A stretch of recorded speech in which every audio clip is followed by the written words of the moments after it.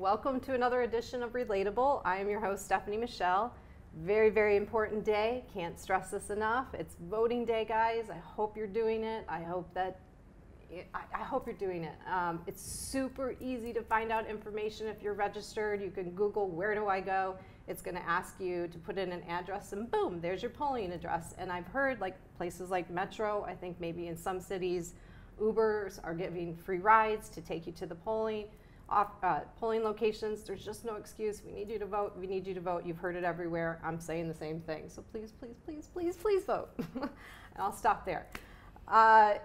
This morning I woke up. I didn't sleep very well last night. I woke up with what I call a stomach ache that is significantly telling me that I'm going to experience a lot of change today. I hope it's good. I don't trust, but please don't trust my gut or what the polls are saying that, that things are going in the direction that you might want them to go. If you don't vote, you don't know. So polling is just thinking. Polling is just like people saying, hey, the collective thinking out there is looking in this direction. But voting is the action that makes that happen. So don't be sitting around going, ugh, I don't really want to drive in traffic. It looks like my people, the things that are important to me are going to win anyways. Please, please don't think that. You just got to go and vote. So super important. I love, I caught an interview of our congressman here in California, Ted Lieu, saying the same exact thing. Guys, we cannot trust the polls. We should know this. So please, please vote. Can I say it in different? If I knew any other language, I would say it in different languages at this point. And here's another reason why you should vote. $5 billion were spent on the midterm election. That's a hell of a lot of money. That's a hell of a lot of anxiety that we had to go through watching those horrible, toxic political ads that are full of lies and just crazy nonsense. I wish $5 billion was going to something else, but it went to this, so make it count, go vote.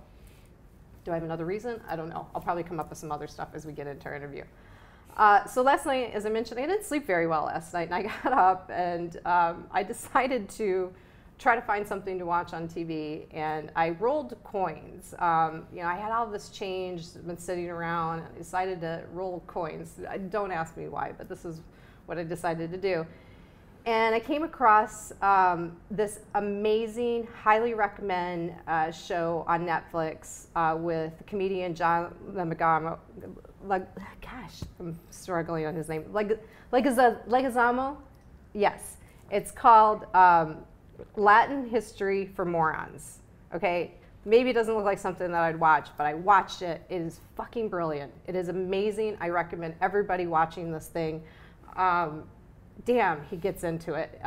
Basically, we can no longer really accept that lies and oppression is good for anybody. It's not sustainable, and he's really, in a very heartfelt and entertaining way, breaking down Latin America history, and it's worth watching, and I just commend him for doing it. And he is so passionate about what he's doing. He stripped down to his red underpants on stage, okay? I mean, he is into giving this information out, and it's so amazing, and you have to watch it. And I wore red underpants for him. That's what I did today, because I want him to know I'm in solidarity with him. I'm not gonna show you, but just trust me that I have them on.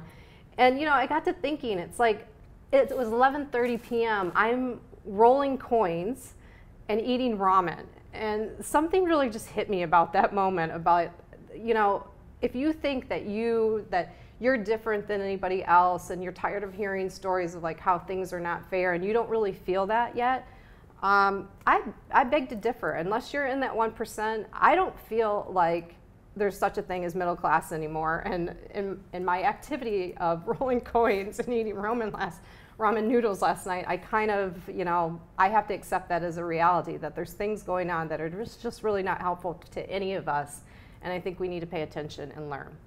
Off my soapbox. I will get off my soapbox, but please watch that. It's so good. John, amazing. All right, so today's show, it is election day. I could think of no better topic and no better person to sit down with than my guest today. And we're going to talk about how do you continue to dialogue and have constructive conversations through disagreement. and she is extremely qualified to have this conversation with me. So my guest today is Maggie Shelton. She leads conversations that focus on strength, resources, I am really having a hard time with words today, resiliency, lean on creativity, and create change. She's a consultant, a coach, and a psychotherapist. She's received her master's of social work from the University of Iowa, took 2 years postgraduate training in couples and family therapy from the Menninger Foundation. She also studied collaborative organization change processes and particularly leadership in a program offered by Tilburg University and Taos Institute. She's taught at various universities. She has also held positions as clinical director of Southern California. I don't know what it is, guys. You're going to have to struggle through this with me. Consulting Center, clinical director of Valley Family Center, and director of clinical training programs of California Family Consulting and Center Phillips Graduate Institute. And she has an ongoing position at my favorite place in the world that I think does amazing, meaningful work, the Relational Center. She's a consultant there where she develops and leads public dialogues, trains students in organizational development, and supervise psychotherapy trainees. Yes, awesome. Are you laughing at me? I just kid that. I don't know what this tongue-tiedness is. I'm real familiar with being tongue-tied. Yeah. Don't worry about it. There's a lot in my system, right? Like there's just so much going on today. And which leads me to my first question, because I think it's fair after I get to go, oh, this is everything that I'm thinking about. What has your attention right now? Like, what do you want to unload before we get into our conversation? Like, how much time do we have? Yeah, right. Right? What you were talking about, not only the election itself, but the general political, economic, social climate is front and center. It's right here for me. And it's not a moment when I feel optimistic or positive. And I feel like for this conversation, I ought to bring forward that. And that is actually more typical of me, seeing possibilities. Yeah.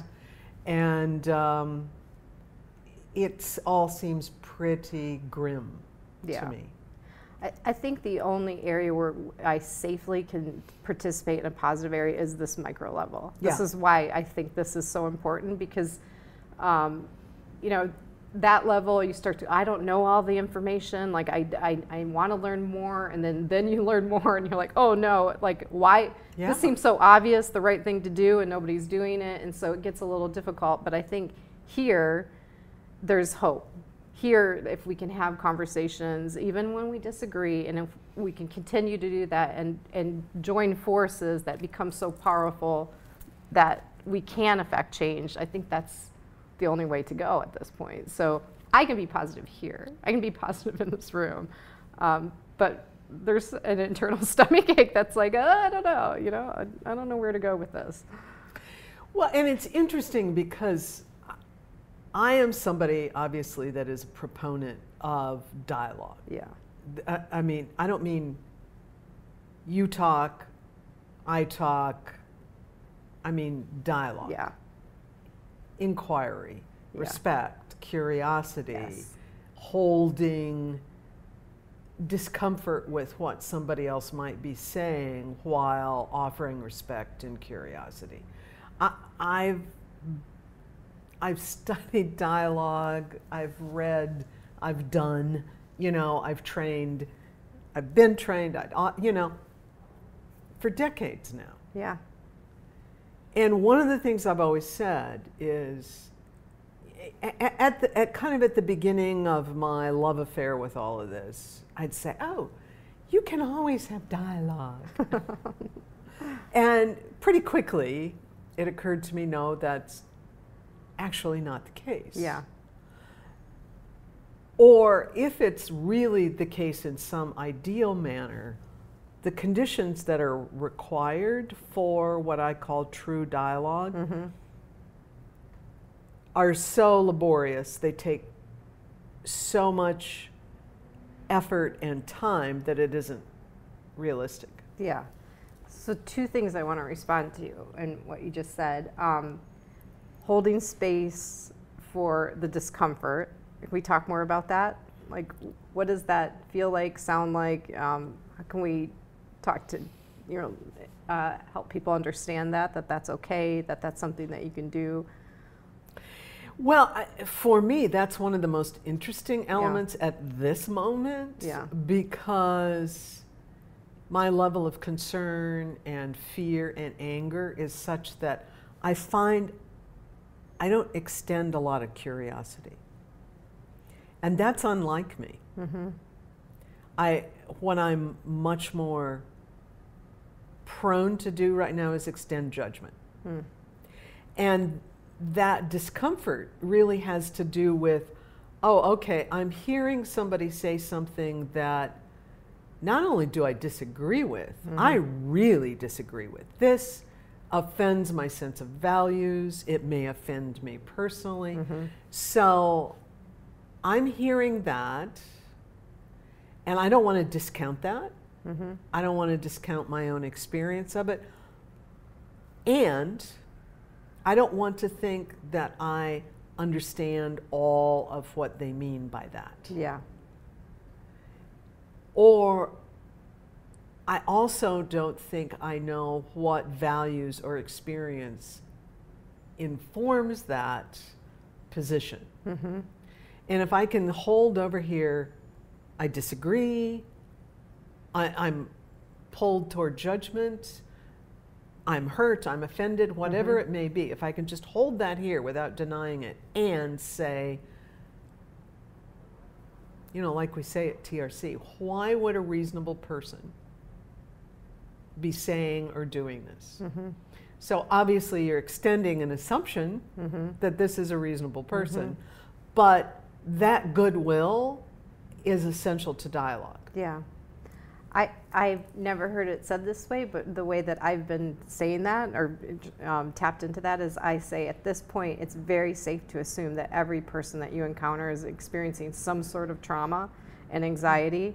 So just hold that, like that's your human connection right there. So, tread lightly. I think I had a situation, you talked to me on the day that the situation happened, that would have been completely different had this person said, it would have had a completely different outcome had this person said, I have something really heavy to drop in your lap.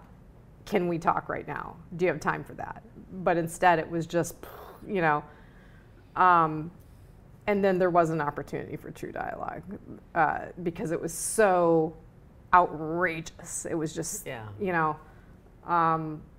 so yeah, but I like how you said that too. Yeah, reasonable, holding space. We don't know what people's lenses are and what they're looking through and what experiences they've had and what information. We can't forget, like I kind of let some situations off the hook because I know from a marketing standpoint, I do, digital marketing, I know how much information and how that system has been used to put something in front of someone to elicit an exact response where they now believe something so strongly and you cannot convince them differently. And they've been manipulated and they don't know that, and I hold a little space for that because I know that that's happened. Yeah. It's yeah. It's not it's yeah. So I can feel, I always say, like, I wish people could feel true conversation taking place, like, what is happening even in our exchange of like how I'm feeling in this moment, And that's so important because, anybody who's studied communication theory knows that actually words are the smallest part of the way we communicate with other human beings. And when you're in a dialogue, and it isn't cognitive. Yeah. It's physical. You can feel it. It's emotional. You can feel it in an emotional manner. And some of what you're trained to do when you do the things I do is to really pay attention to the body and to the emotions. And to the thoughts, and you have to learn to keep all of those noticings active. Yes. Simultaneously, maintain awareness of them, and focus on what is the interaction. Yeah. So some of what I think about when, like with a colleague and I, we're doing what we're offering a service called difficult dialogues as a consulting or that kind of a service. When you're inviting people that don't have the kind of professional training that we have to do that, you really have to be aware that folks get overwhelmed with all of that stuff in conversations that matter, in conversations that resonate or hit them hard. And that attention to how do we create an environment in which that kind of conversation can happen is actually the most important part of the whole thing. Yeah. I love being around people at the Relational Center, and it's a question that you're going to hear a lot is like, where are you feeling that right now? Yeah, right. Right. So and it's when you first hear that question, you might be, if you've never heard that question before and you're not used to this kind of dialogue, it might seem, oh, that's very invasive. Like, why are you asking me this? But actually what it's doing is like, okay, I get to have a moment to be aware. They're concerned. They're asking me to share this, and I get to share a little bit more about, it's hitting me here and I have some anxiety. And then, well, can you talk to me about that anxiety? Like, where do you think that's coming from? And then it's kind of, I think, coming back to what you said, then we're opening that space for true dialogue. Like, we're aware of everything that's involved, everything that's in the room, that's in that conversation space, where we can have some progress. We don't get stuck because you're here with your talking points and I'm here with my talking points. Right. Like, we're now like, okay, now the whole room is about this dialogue and everything that we're feeling in it. And I love when the question comes up. Now I welcome it. It's like, oh yeah, I get to pay attention. I get to like be totally 100% in this conversation when I'm aware of what's going on here. Not only do we not get stuck, we also don't get into symmetrical kinds of, I think I know what you're saying, I think I agree with what you're saying, yeah, blah, blah, blah, blah, blah, blah, blah, blah, blah, without really curiosity. Yeah, you said something that sounds to me like I agree with it. That is kind of easy to overlook and just keep building on that. If you say something that I don't agree with, well, that gets my attention. I have to attend to that in a different way. Yeah. And I think that, people talk now about people being in bubbles, and we're all in certain bubbles, right? And this is the one that starts to aggravate me when I'm in one of my bubbles of, wait a second, you say X, Y, Z, I say X, Y, Z. Do we really mean the same thing? Are we really talking about the same thing? And I think that's as important as rich dialogue with people with whom we disagree. Because we don't develop ideas, we don't develop activities without rich understanding. Yes. So what comes up for me when you said that, a couple things, like, this is why I love the practice of mirroring, of just kind of, did I get this right? Can I repeat back what I heard? Because I might have heard something, but then when I repeat it back, you hear me use a word that you're like, no, that's not actually what I meant to say there, And I also like mirroring as a concept or a tool in a difficult conversation, because it buys you a little time, before you start to, with your outrageous response to things. It's like, okay, let me just get this straight. Let me make sure that I'm, so I love using that. And now I lost my other train of thought. God, what was I supposed to think when you said this? So the other thing about kind of checking in, you know, everything's fast, right? Everything's like, okay, let's hurry up, get to the point, get to the next thing, get to the next project. I don't know how we've got into this relationship with time and relationships and dialogue where everything has to be really speedy and resolved. I mean, a dialogue could last a lifetime. I think a marriage is an example of that, right? Like, you're probably still learning things about your spouse. So like, this idea that there has to be a start and a finish of a conversation seems really unrealistic. You can hold, hey, you know, I think this is as far as we can go in this conversation, let's pick it up. And then the check-in, the other thing that I'm really experiencing right now is how much simulated thinking is happening, where especially in social media, where someone has picked up on somebody else's words, right. A meme, you know, in kind of a meme sort of way, like, oh, I'm just going to use this phrase and now it's mine, and without a real understanding and connection to what those words actually mean to them or how they're going to land to other people. I think a lot of that's happening right now, and I experience it in one-on-one conversations too, where someone says something, I'm like, I just watched your micro glances, and that doesn't even feel like those are your own words. Like, whose words are those? You know, I don't know if I've not asked that yet in a conversation, but I have felt that I should. Like, are those really your words? Where did you get that? Let's talk more about that. What do you think about, are you experiencing that? Like, just all this? Oh, yeah. And it's one of the reasons that I get on Facebook less and less, because it seems like that's all that's going. I mean, it isn't literally all that's going around, but it's so much of it. Yeah. It's sort of the bumper sticker conversation. Yeah. Somebody that I trained with a long time ago used to talk about walking into a conversation, walking into people's words. Yeah. And he would ask the meaning of the most taken for granted language. Yeah. And I would do that with clients. And I would sometimes have people look at me like, you don't know what that word means? You know, like, you don't know what house means? Really? Are you that stupid? I want to know what it means to you. Like, but that whole business of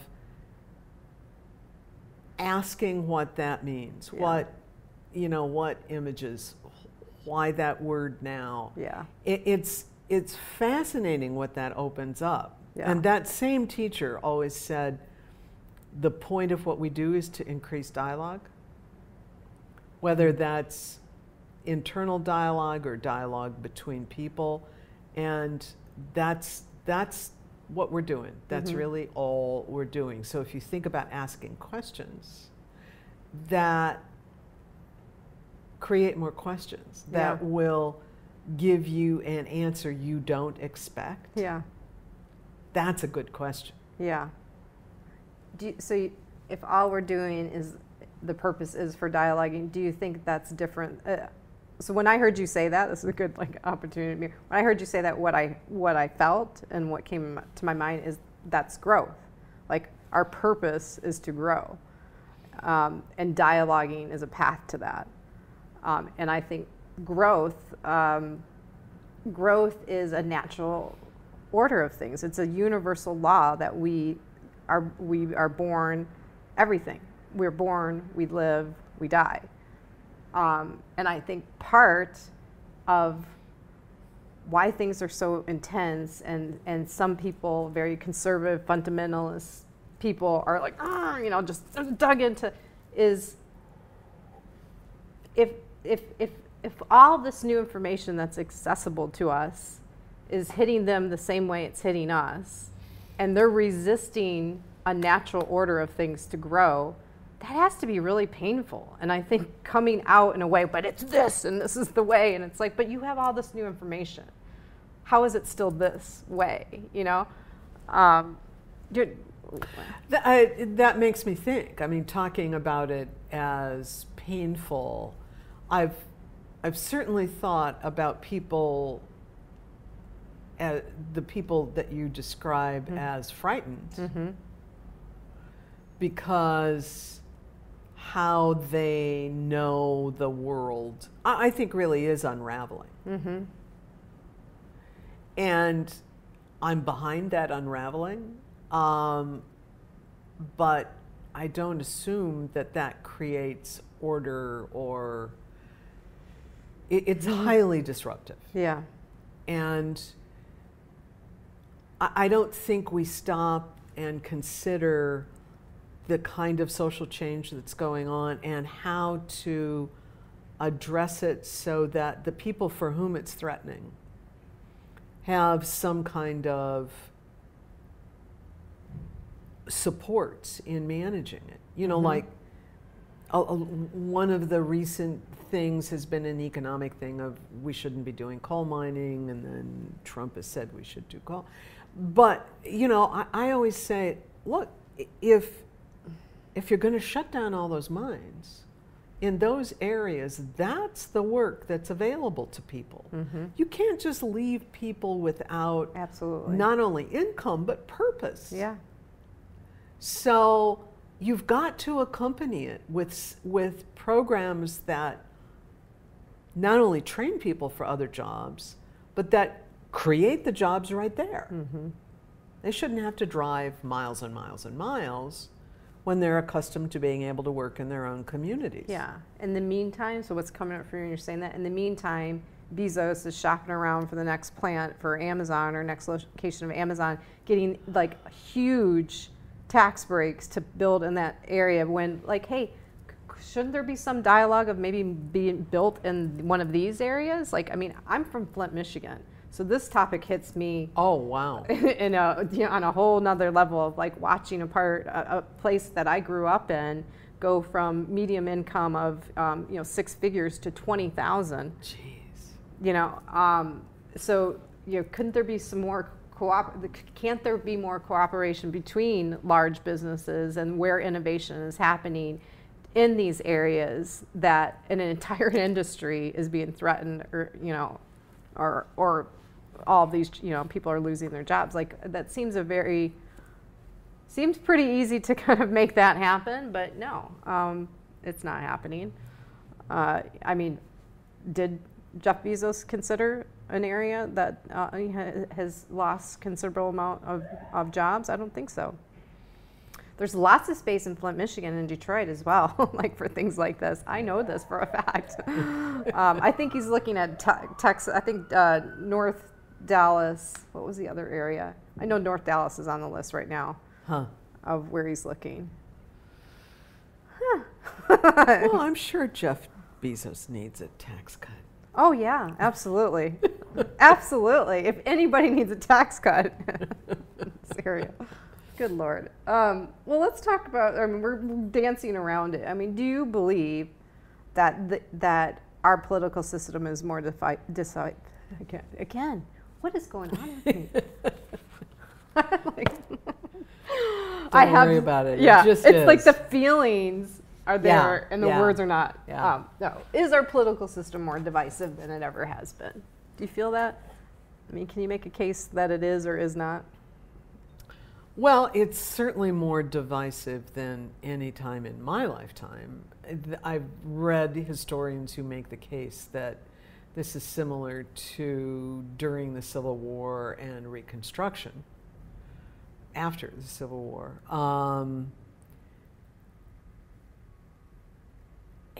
This has been building for a long time. Mm-hmm.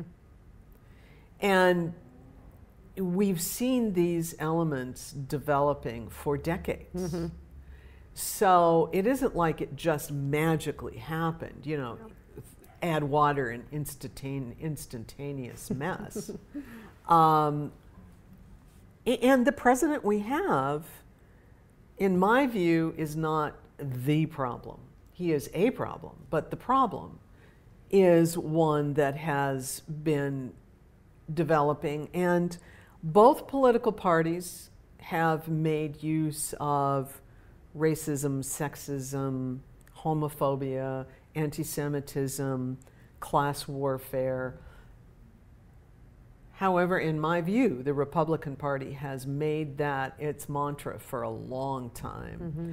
And the Democratic Party can't seem to have a really good way of addressing it. They feel like they're playing catch up. They're always responding to something instead of... I think that they are unwilling to really challenge capitalism, and until they do that, they don't have a strong argument, frankly. Yeah, they're not standing for a lot of things, or they're not standing up for things. Yeah. What do you think the worst case scenario is of like where we are right now?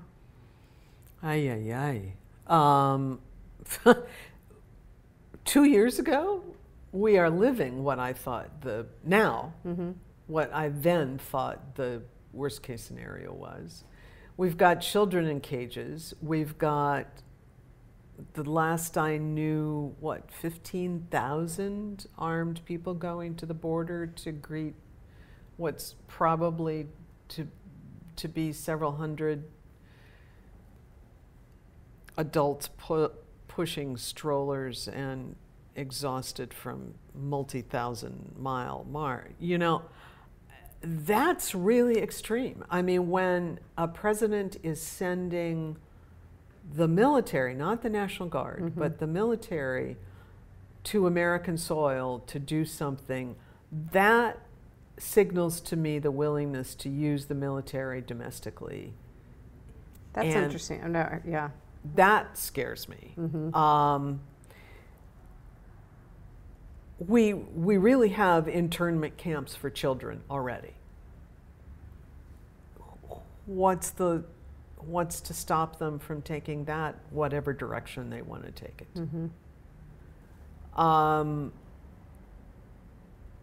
There is no, currently, before the election results today, there is no balance of power in the federal government. There is none. And the reason everybody wants people to vote is to reinstate some measure of balance of power. Well, the idea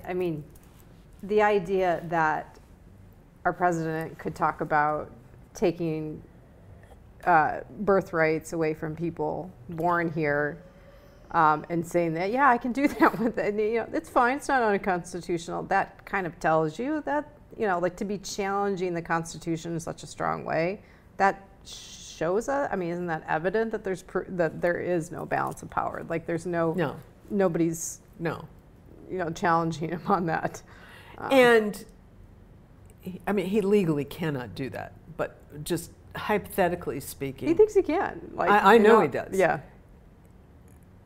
But hypothetically, if he did that, I don't think he is going to be taking away the birthright status of people who come from Northern Europe. Right. He's looking at people of color, people who come from nations that he considers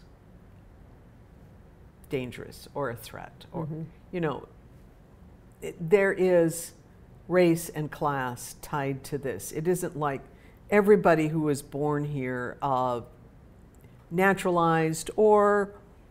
Yeah, where does he draw the line in this? I mean, that would... I can't imagine how many people that would be. Yeah. Hundreds of thousands all over the country. Yeah. A third of Los Angeles would get up and walk out the door. Yeah. You know?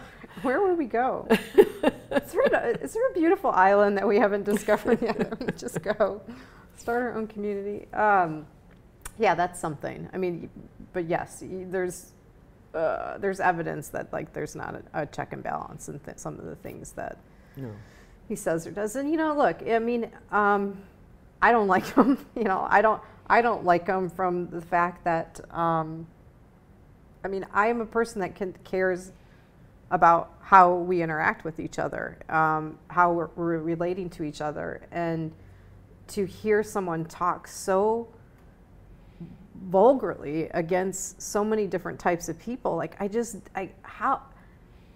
wasn't raised to honor and look at somebody speaking that way to other groups of people, to many groups of people, to respect that person.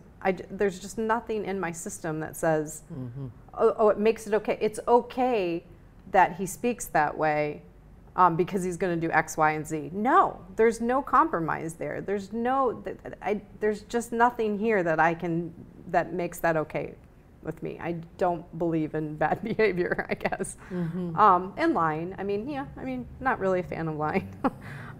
Just wasn't raised to believe that either, tell the truth, even if it's painful. Be factual. And, of course I wasn't, these were just values in our family, about how we treat each other, and did you take the last chocolate out of the dish? It wasn't like, I wasn't trying to run the country. So it's, right.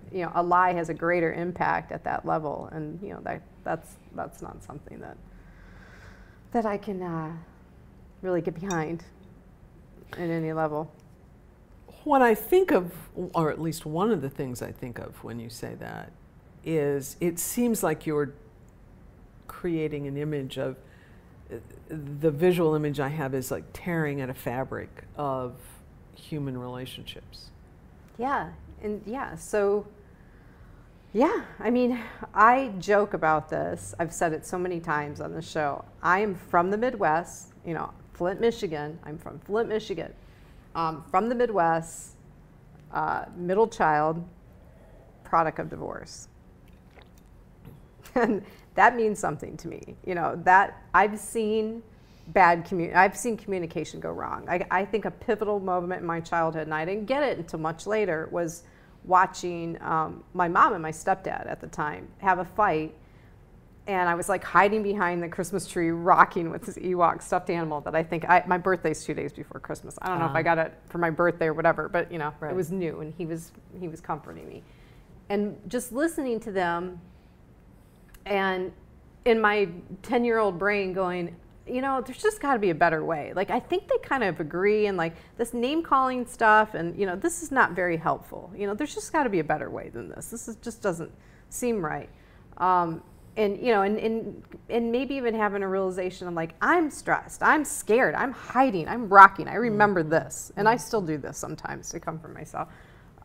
Like that relationship and how they're communicating, treating each other affects a lot more in this system, in this ecosystem. That's what I realize. So, going into my career, I've always had positions where I'm kind of mediating something. So I was in ad agencies, and I was a production manager, and so I'm between creative services and account services, and those two groups of people cannot speak to each other. They have totally different objectives, and so I'd have to,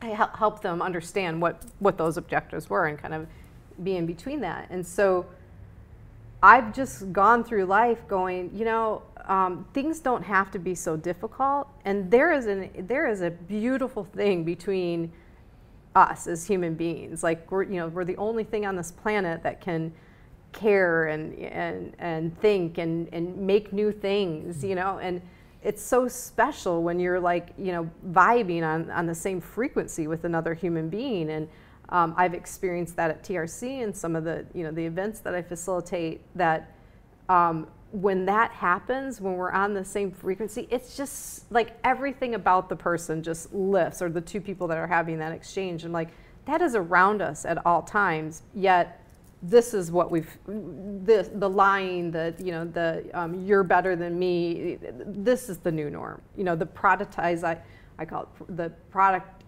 productizing people on dating apps, the judgment on this outside, like that is like, it's just like stripping, it is back to like, it's just pulling at everything that is special between us. And it does hit me on a level that I just can't even, it's deep in my core that this is if we don't do something about it, it only gets worse. And it definitely gets worse in the context of innovation and AI and all the things that are coming around in that area. If we don't value human life right now, if we don't get our shit together in how we're treating each other and caring and standing up for injustices, every bad sci-fi movie we've ever seen will be a reality. There's no question in my mind. And I'm having these conversations with people way smarter than I am that are, you know, at the forefront of these innovations, and they're saying the same thing. Yeah. You know, I mean, I spoke at a futuristic conference or book release a couple weeks ago, and what I did was lead people into a human activity of shared vulnerability. That's how important I feel this is. You know, and they got it. Like, they got it, you know, especially after the, you know, of hearing all this cool stuff that's coming on in innovation, but also being very worried that we need to step out of our comfort zone a little bit and have difficult conversations as a way to advance ourselves in the context of everything else that's going on. And yeah. How do you think that impacted what was happening at that event? You know, I think it was just as eye-opening as some of the innovations that they are in technology, because people were coming up to me. Sometimes what happens is they come up to me and they're like, "You're so amazing," and like, "You did," and I'm like, "No, no, no, no, no. What you felt is something amazing between us. Like, I want that to be very clear. Like, I didn't lead you into any special thing." I often will say, like, there's something mystical that happens sometimes in these experiences. And so they're looking at me like, "What are you? Like, are you religiously, like, what have you done? Did you put us in a No, nothing special about me. Not even highly educated. Nothing special about me. It's special what's between us. And when we don't see that a lot of the things that are going on right now are going against that, that's the problem. You know, the things that we've accepted as what I call the relating norms, the things that we've accepted as normal, sensationalized media, only seeing debate as a form of communication over and over and over again. And then when we get together, we're like debating instead of relating. Any short communication, texting, instant messaging, online dating, all of it. You know, accepting lies from leadership, you know, all of it. Like, when you accept these as the new norm, that's the problem. So, sorry, I didn't like to sound like that. Yeah, so yeah, I deeply feel it, and I've felt it for so long. I had this conversation last night. I've felt it for so long, and many people are like, "Ooh," friends and stuff are like, "Why are you so worried about this? Like, have fun, relax." And like, no, you know, and now it's catching. And now they're like, "Oh, geez, maybe she had something," you know. I'm starting to feel this. Like, what do we do? You know. Yeah. So, and yet, you know, big. All of this is really big energy in this room right now. I know you feel it. I can see it in your eye. I really, truly believe the way back is here. Is, you know, making the time to talk to people and purposely, and I think you said it earlier, letting a little discomfort be there.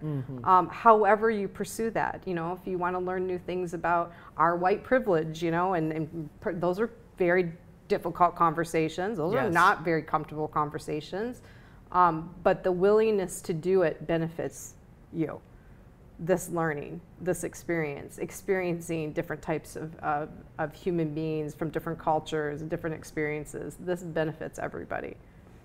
I think that it's, you know, we have opportunity to turn this around on this level. I really do. I really hope so. It's, and it's more demanding at this level than it was. Yeah. You know, which is really interesting. Yeah. I think that to hold on to the optimism, to hold on to the possibility is critical. And I'm always the one who's saying the things that you've just said, and I keep reflecting back on how pessimistic I have become, and I think it takes support to counteract that. Yeah, well, let's talk about that. So I hope and see opportunity for more careers of mediation. So I just recently learned about restorative justice. I'd like to be certified in that. Phenomenal. Yeah. Anything that like helps if you can't sit down and do what we're doing right now, and we haven't had we're not having a difficult conversation. We're talking about difficult things, right, which some people don't want to do, but you may need a facilitator or a person to kind of come in and mediate that. And I actually think that we need that in our government. I mean, those two parties cannot speak to each other. Mm-hmm. You know, they're doing this simulated thinking to each other. Here's my talking points. Here's my talking points. Ooh, why aren't we making progress? I don't know. Like, there's no middle ground being discussed. But what are your thoughts on that? Do you think that we'll see new careers of I think we already are. Yeah? I think we already are. And we have been, I mean, this is one of the things that has excited me for several years, is in various areas of my professional life, I have seen innovative, effective programming going on all over the world that is doing this, you know, and I'm one of those people that facilitates those conversations. And I love it when that happens. Mm-hmm. I absolutely love it. It is so energizing. Mm-hmm. And there's been a lot of new methods developed to work with large conversations, whether it's a neighborhood, an organization, a family, a work group. You know, there's a lot going on. Do you feel sequence is important? And here's where I'm going with this. Like, I almost feel like we're so far gone in terms of what we've accepted are the relating norms, the negative things that are impacting us, that do we need to embrace change and just help people embrace learning first before we have these dialogues, like get in a better relationship with change and learning? Because I feel like part of the problem is just resistance to change, which doesn't seem like in this time and age that you can have that much longer and not feel, not feel the effects of it in a negative way. I don't think you can separate the two mm-hmm. really, because in dialogue one learns, and we all stretch our capacities. And the openness, if you're going to have a dialogue, some of the preliminary elements, I'm trying not to say the word work because I don't think that's quite mm-hmm. it, but some of the preliminary elements have to do with creating agreements, creating understanding, creating an environment. One of the things that I'm trained in is called public conversation. Mm-hmm. The public conversations so now you project. Caught my word. Yeah. Well, we keep using all these words. Yeah, right? Yeah. And they do this. They're out of Cambridge. They do dialogues with groups that have long-standing opposition to one another, ingrained even hatred of one another. And they do dialogues that create a real difference in communities. And they sometimes will spend a year doing all of the preliminary to getting people to come to agreements about how to engage. And that's critical. And I think that sort of effort mm-hmm. is now much more broadly the case. Mm-hmm. And there is learning in doing that. Yeah. There's we have to talk to this group that I hate because they have terrible values, and then the other side is saying the same thing. How do you come up with agreements about whether to engage, how to engage? Yeah. What came up for me when you were saying that is I can see, like, well, I went and asked them this question and they said no. Done. It's like, well, maybe it wasn't the question. How did you ask the question? Maybe it's not a question that needs to be asked. Like maybe it's an exercise that we do. Like when we're talking about dialoguing for understanding or relating, or even just constructive because there's a project or, you know, an objective at hand. There's no like, there's not a right sequence and a wrong sequence. It's like there's so many opportunities to get to that point, and you need to take the time to do it. Like, you know, it may not happen overnight. It may be a conversation that has to evolve over a year. But to go, oh nope, they're not interested. It's like, well, maybe we need to try a different way. You know, And I think a lot of those situations do require professional facilitation or direction, because the rigidity of everybody involved is such that if they could break out of that and engage with one another, then the rigidity would go away. But it's there, and so somebody has to really work with folks to create an environment where there's possibilities. Yeah. It's important. I always think in this case of like, well, what could be, is there opportunity even on the most opposing sides of an argument? And I always think about pro-choice and pro-life. And the reason that I think about that, outside of me just being a female, the reason that I think about that is if you look at statistics and what's reported on, like, you know, who gets abortions, I mean, the one thing that both sides agree to is too many of them happen.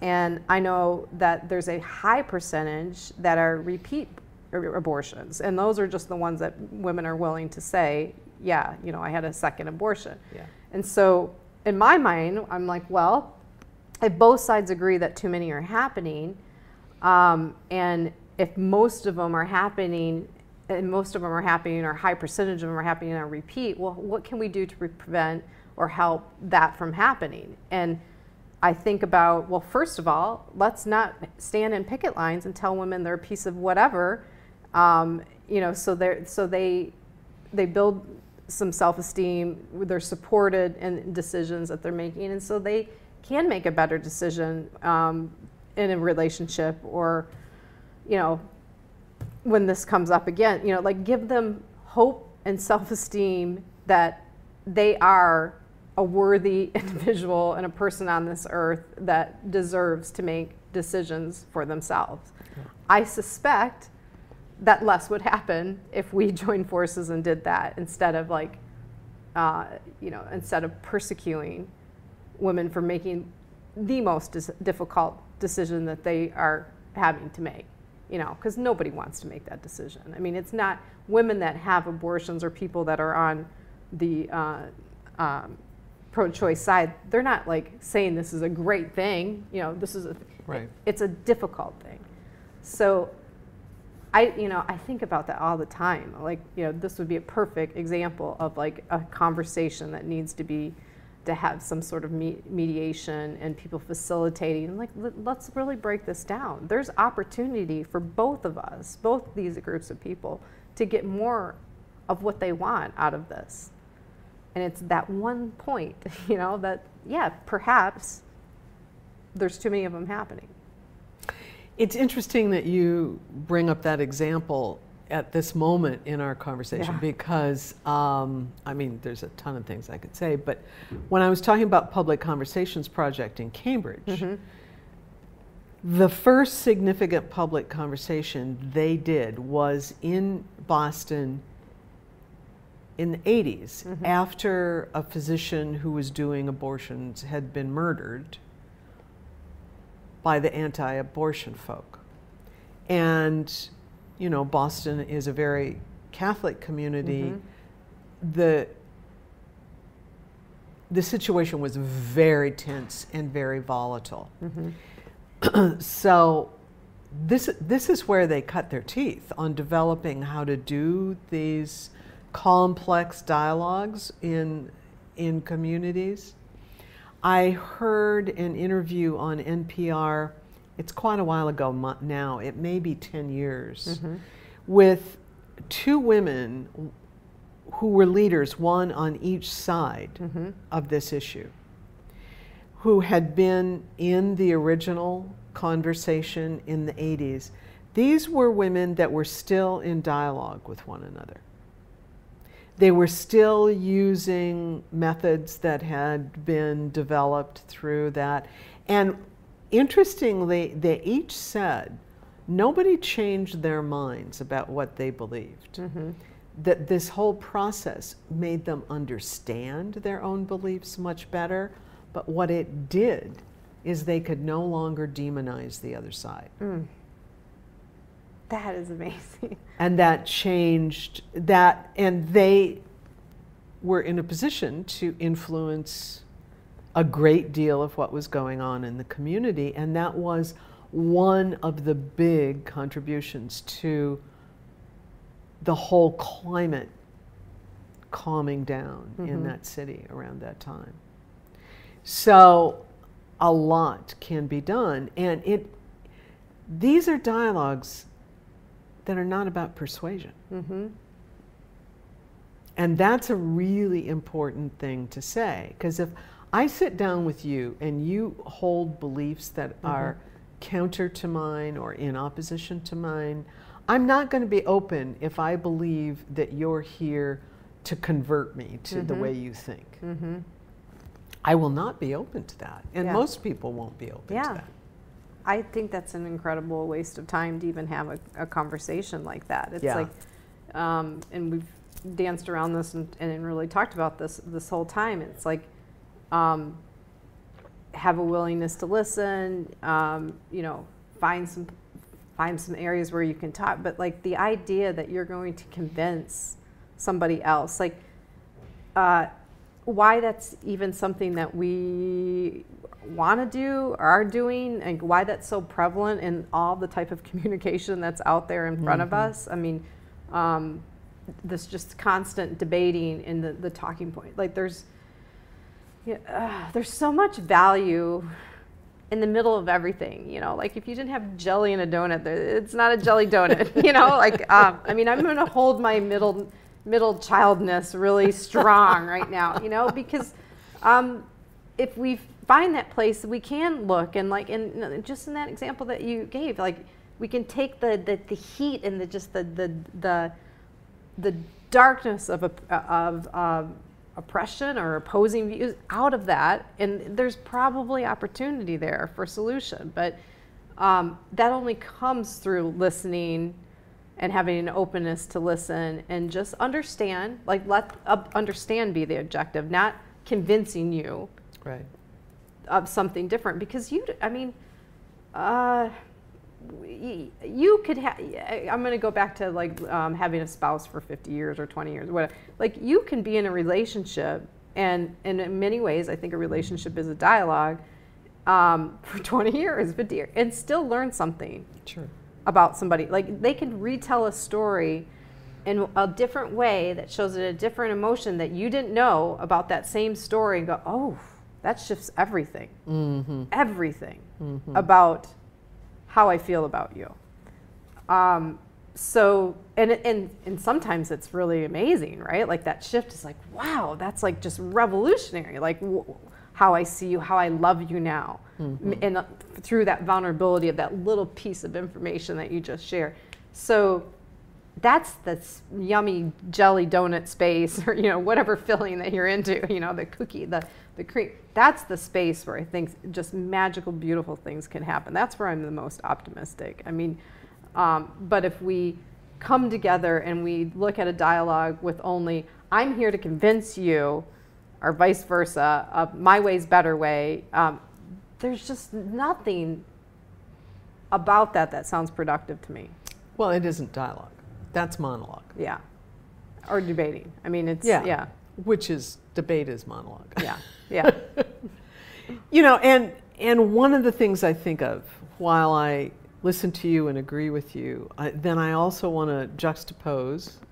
Yes. And say, kind of like something we were saying at the very beginning of this conversation. there are times that you don't engage in dialogue, that you take a stand. Yeah. You simply take a stand, take action in some manner. Yeah. And some of what discernment is figuring out what's possible. Yeah. I want to add to that. I agree with that. I had an experience this year that reminded the same conversation that you caught me on that one day where I knew that I could not be in, and there was not opportunity to dialogue with this person anymore, that I knew 100% this was not the path. This was not going to happen here. And what was the other thing I want to say? Because compromise is not always, like this middle ground that I'm talking about too, it's not, the point is not compromise either. In my mind, it's not compromise. It's more understanding. And in this particular case, I 100% knew that there was not going to be understanding that was going to be achieved, and I was going to spend a lot of time, and I did spend a lot of time in just agonizing pain over this situation. And I knew if I pursued it anymore, it was going to take me out of like a place where I could serve better. And I said, no, this is not, I know. Any of my friends, Beatrice that's on the other side of the camera right now, knows this particular situation really rocked my core. And I couldn't continue. So yes, there are times where you're like, nope, not this will not work here. Yeah. And you know, that's a whole nother show around what that discernment looks like. I mean, but maybe not. I mean, this goes back to how is that, where is that landing? What are you feeling? What's coming up for you? Like, how, you know, and for me, it's in this situation that I'm referring to in my mind, it was timing was a factor. Like maybe there's opportunity for that conversation to happen another time, but the time is not right now. Yeah, I think that's significant. You know, back to that early idealism of mine of you can always do dialogue. Yeah. Well, if that's true, then you have to ask yourself, what are the conditions that would support? Yes. And frequently they're not available. Yeah, at the time. Yeah. They may never. Time being one of them. Yeah. Yeah. Yeah. And to, you know, and you know, I'm evolving, I'm growing, like maybe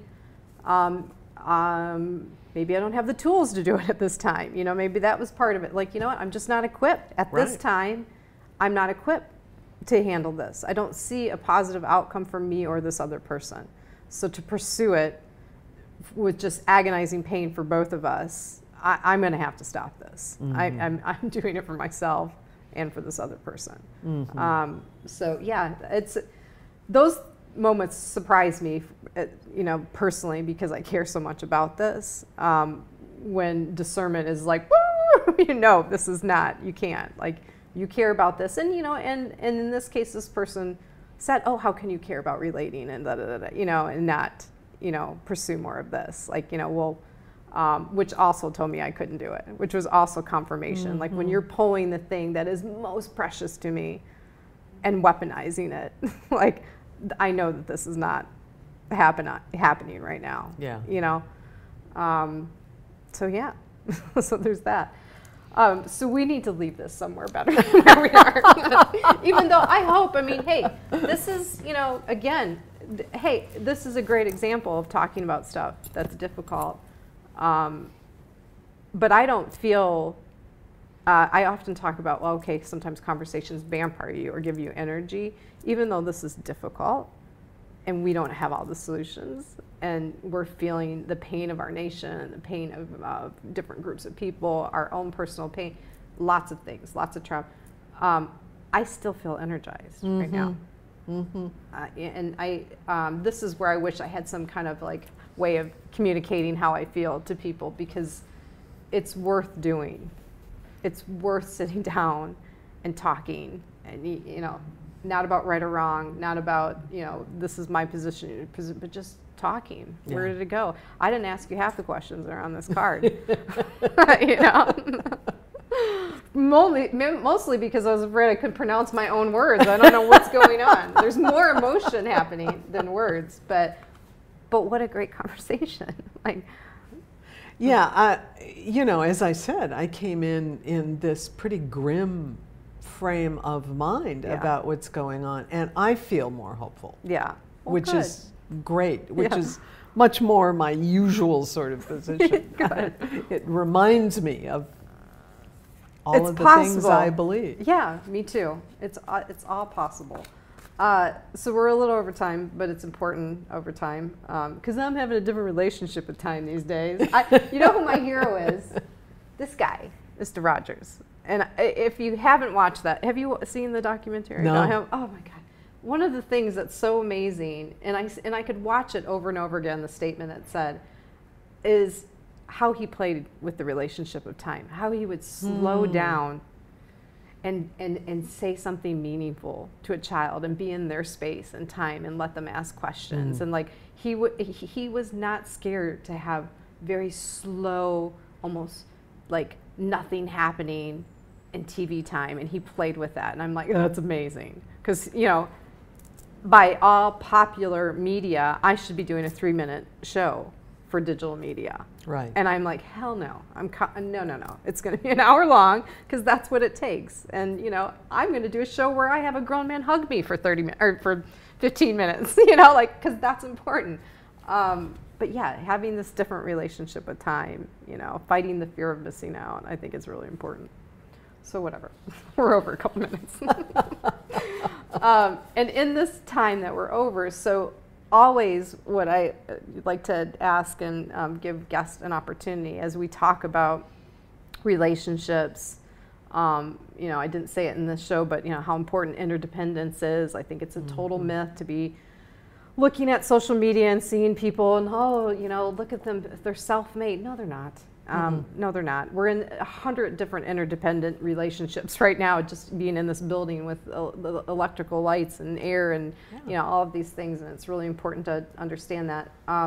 So I always want to give people an opportunity to give shout outs to people that are important to them, that like, you know, that have showed up in a way in your life that's meaningful, that, you know, that you respect, that like, you know, you just want to acknowledge them for who you know, for helping you be the person that you are.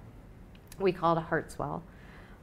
So are you willing to, do you have someone in mind that you want to like give a dedication or a shout out to? Yeah, I knew you were going to ask that question. And honestly, I have so many people. You can do it, all of them. It's important. Do as many as you want. You know, there are so many people that I could say this to and that to and that to, and whether it's friends, family, professional colleagues, people that I haven't had contact with in decades. You know, the kind of conversation that we're having here today is a product of so many others.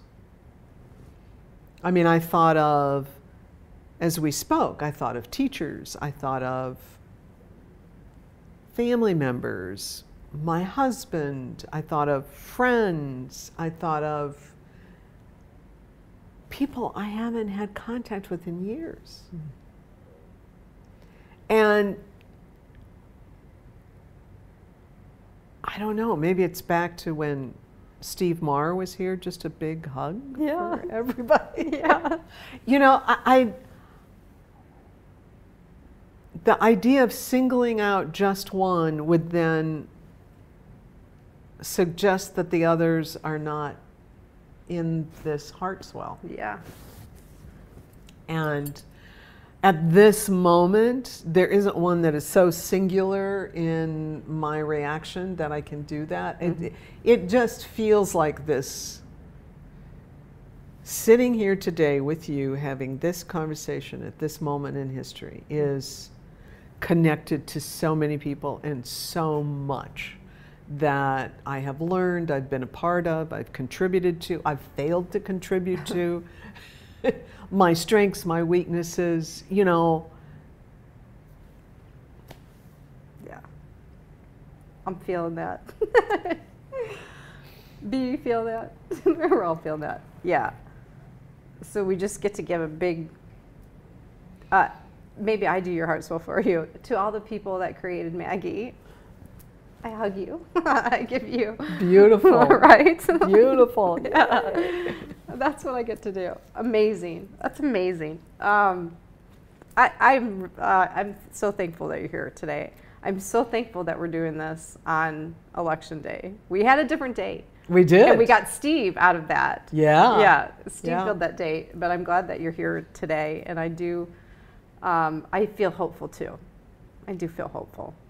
I do feel hopeful. And I hope people watching can understand, just, feel hopeful too. And know the depths of the beauty of just human connection and conversation, that's accessible to them. Like, I think that I'm almost doing my own heart spell. Like, that's what I want everybody to know. Yeah. Yeah. I love it. Okay.